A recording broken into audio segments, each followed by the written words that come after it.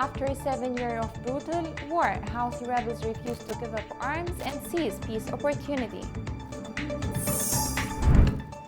In a flagrant act of the international law, Houthi militia recruit African migrants and use them as battle's fuel.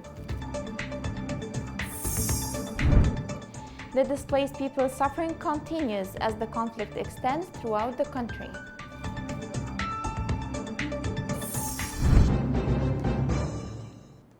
Welcome to Yemen Today TV. This is the English news with me, Rushain Fouad.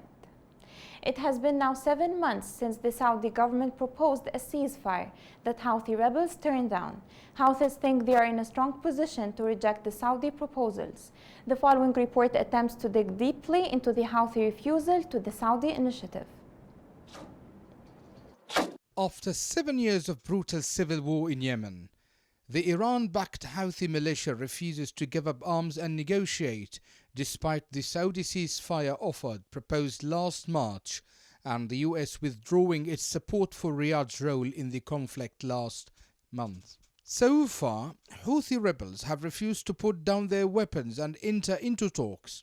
Experts say the Saudi olive branch comes from a potential roadmap to peace first discussed over a year ago. It was set up under the UN's auspices, but now envisages a more prominent role for the US since Joe Biden replaced Donald Trump as president. This plan includes a UN-supervised ceasefire, measures to reopen Sana'a airport in the Yemeni capital, and lifting of trade restrictions on the government-controlled Hodeidah port, followed by talks between the Houthis and the Yemen's government. For the Houthis, the devil is in the details, Beta Salisbury, a Yemen specialist at the Brussels-based International Crisis Group, wrote on Twitter. The Saudis, the government and the Houthis say they support the initiative in concept terms but have quibbled incessantly over timing, sequencing and the details of each aspect. But whereas the Houthis want Hodeidah port and Sana'a airport to be completely open to all international traffic, the Saudi proposal envisages a role for the Yemeni government in regulating both and for a ceasefire to come before any economic or humanitarian assistance. The proposal also suggests the sharing of revenues on the trade in oil through Hodeidah. The Saudis appears to double down on the idea that it is the Houthis who have to make concessions here, Salisbury wrote. And indeed the Houthi response has been clear. They say this is an old offer and that they have been clear in their position.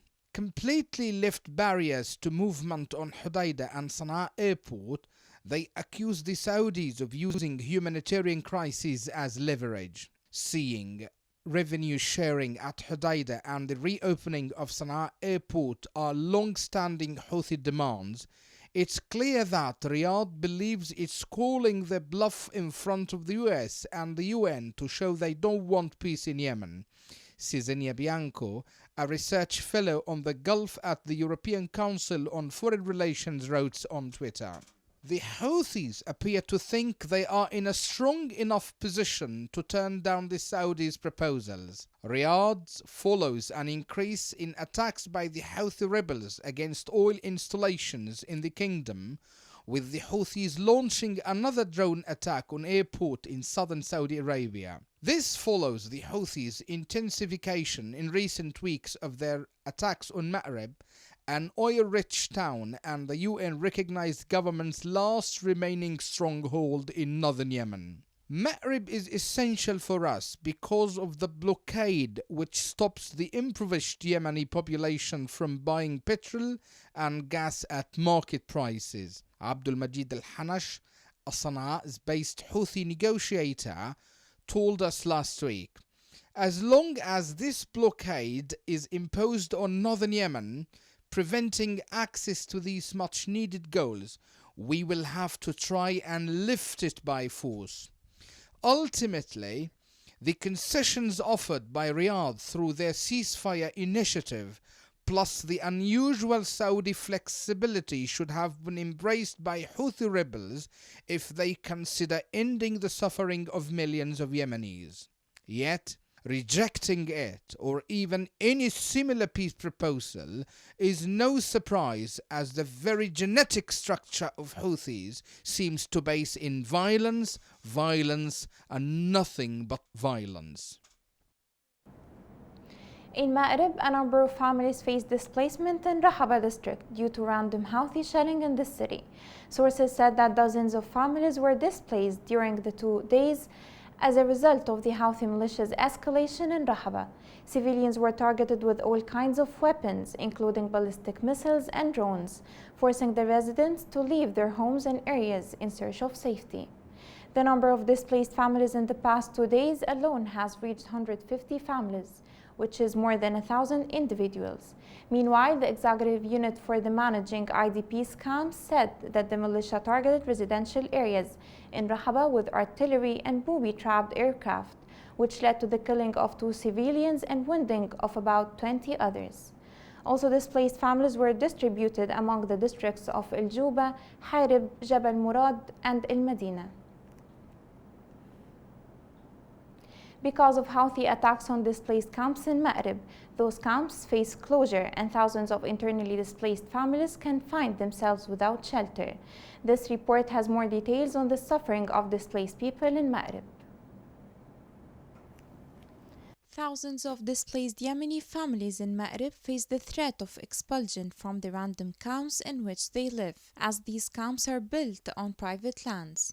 Also, more than 6,000 other families face the risk of eviction from their homes due to their inability to pay the monthly rent. In an update on the humanitarian situation in Yemen, the United Nations Office for Humanitarian Affairs stated that the shelter needs of newly displaced Yemenis through Ma'rib have been increasing since the beginning of the year, as nearly 24,000 people are displaced from their homes by armed clashes, shelling, and airstrikes in a city that already hosts a quarter of Yemen's 4 million internally displaced people.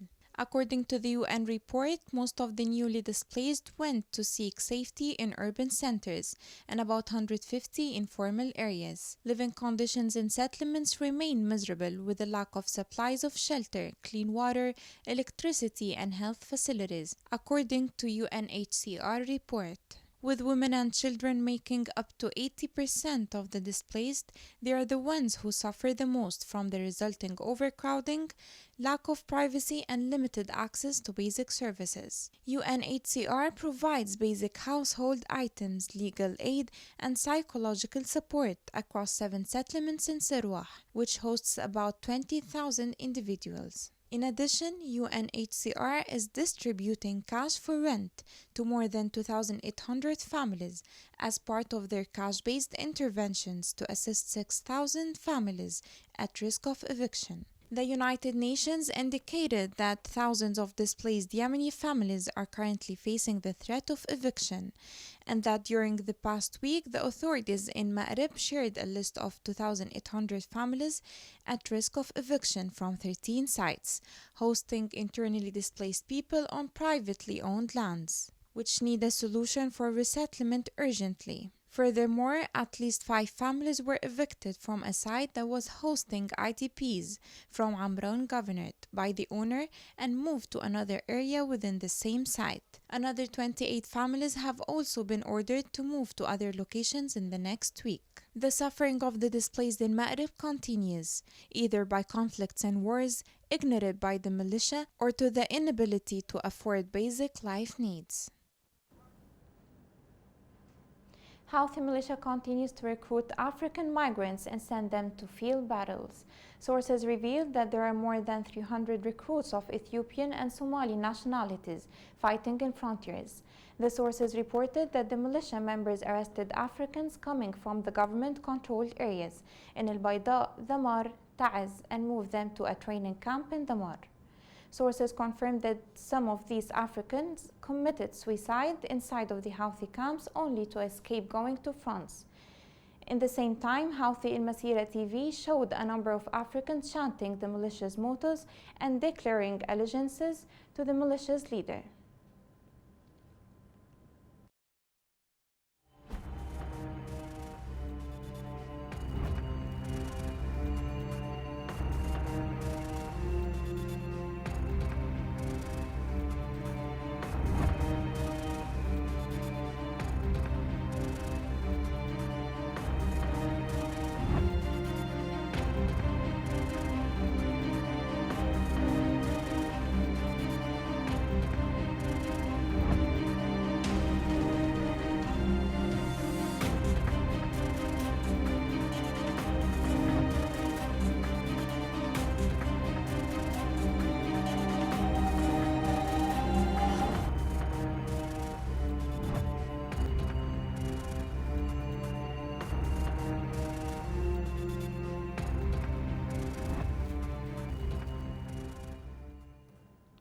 In Taiz, a girl was wounded by a Houthi gunshot west of the city.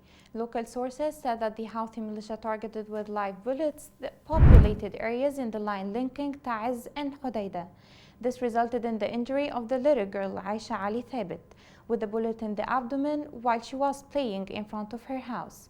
It was reported that the girl was transferred to El Makha for treatment.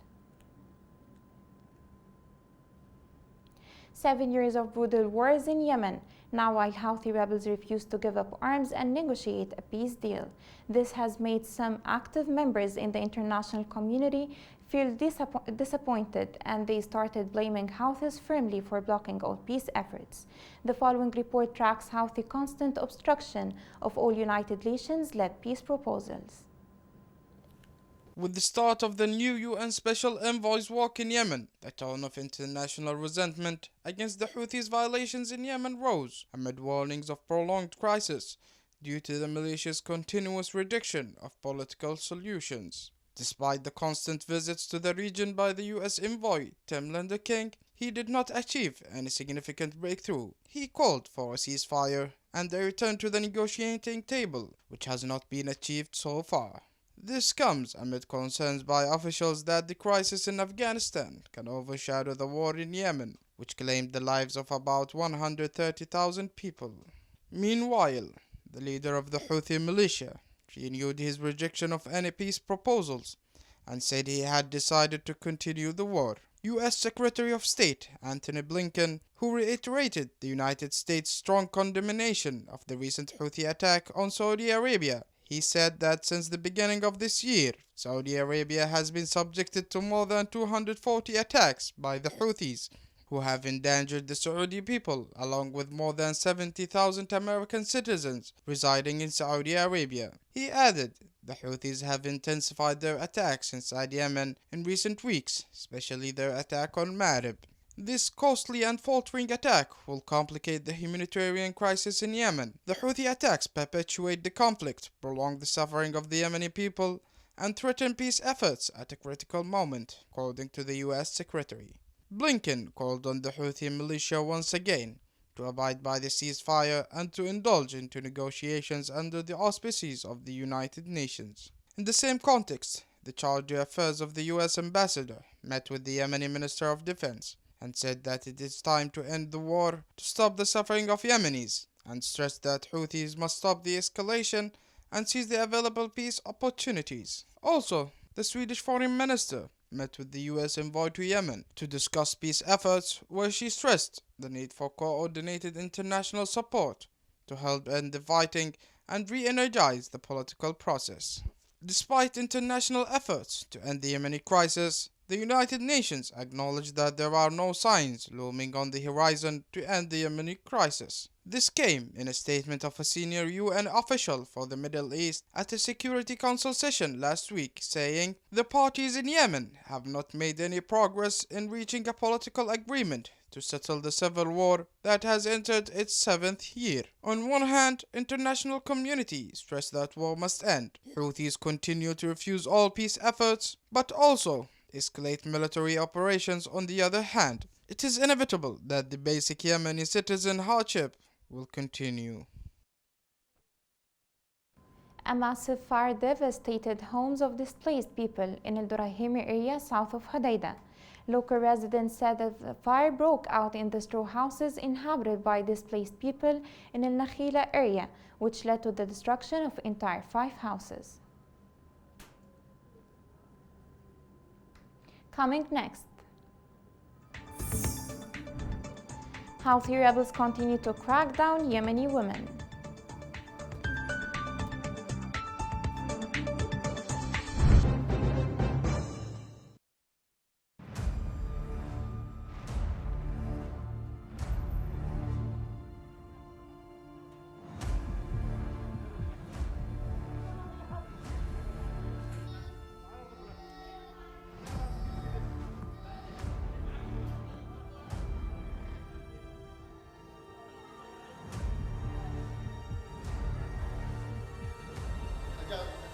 ثالثتي على منطقة الروضة، استهدف الأطفال الأبرياء اللي يلعبوا في الشارع، بيدعي للسلام، يقولوا السلام يقتل أطفالنا، يقاتل اطفالنا الابرياء. انا قلت افتجعت ولا قلنا يقع واحد صاروخ ثاني، طلعت البيت حقنا. ناس انا العب انا واصحابي والصاروخ الطرح. Welcome back. Government forces defended Houthi attack in Al Hazm, east of Jawf. Military sources indicated that the government forces thwarted an attack by the Houthi militia on Shahla front, east of Al Hazm. 10 Houthi militants were killed, others wounded, and some vehicles were destroyed during that attack. The rest of these militants flee towards Bir al-Mazraq area. Since Houthi rebels seized the capital Sana'a in 2015, human rights violation acts have been committed on a daily basis. Such a thing received local, regional, and international condemnation. These violations have reached climax with the targeting of women, neglecting all social and traditional norms that the Yemeni society prides on. This report has more on some of the recent Houthi militia violations that targeted women in the capital Sana'a. It's not normal. I don't feel like a human being. I can't breathe properly like other human beings. This is what a Yemeni woman said when asked to express her situation in Yemen, as her shaky voice reflected the sadness, hurt, and fear which women in Yemen have come to experience on a daily basis. Women in Yemen from Ma'rib, Taiz, and Sana'a experience violence almost all the time. In Yemen, women are solely responsible for securing food, water, and medicine for their children. In the light of the Houthi militia's theft of humanitarian aid and to use women to serve the war, women in Houthi-controlled areas face various types of violations, including the confiscation of their right to express opinion and demonstrate, as the Houthis have imprisoned hundreds of women in their own prisons and practice various types of torture and violations against them. Although the gender roles shift can provide an opportunity to elevate women's status when she is equipped with educated abilities, women as a result of this transition have been further subjected to violence. The conflict in Yemen has had a horrific impact on all civilians, generally women, and girls have been disproportionately affected. The fighting has left the country's people struggling with the dire economic crisis, damaged infrastructure, and collapsed services. But in addition, women have had to contend with limited mobility due to cultural gender norms. Also, since they are responsible for providing food and care in their homes, they have had to struggle with the challenges of limited access to food, water, sanitation, and healthcare services, which has seen a steady deterioration as the conflict continues. The Yemeni women should be heard, and international organizations should look forward on this issue. The General Electricity Corporation in Aden warned of a complete power outage in the coming hours due to high temperatures. According to the corporation, the power station in Aden has already gone out of service. The corporation appealed to concerned authorities to hasten supplies the power stations before the rest goes out of service due to the fuel shortage. The National Committee Against Coronavirus announced the registration of 67 new cases of the epidemic in 5 governorates. Committee officials said on Twitter that 31 cases were recorded in Hadramaut, 31 in Aden, 3 in Taiz, 1 in Ma'rib, and 1 in Shabwa. Also, 27 deaths were documented, 22 in Aden, 4 in Hadramaut, and 1 in Taiz, plus 29 recovered cases, 18 in Aden and 11 in Hadramaut. With the current updates, the total confirmed cases are 8,018, including 1,513 deaths and 4,937 recovered cases. Here is a reminder of the main headlines. After a 7-year of brutal war, Houthi rebels refuse to give up arms and seize peace opportunities. In a flagrant act of the international law, Houthi militia recruit African migrants and use them as a battle fuel. The displaced people's suffering continues as the conflict extends throughout the country.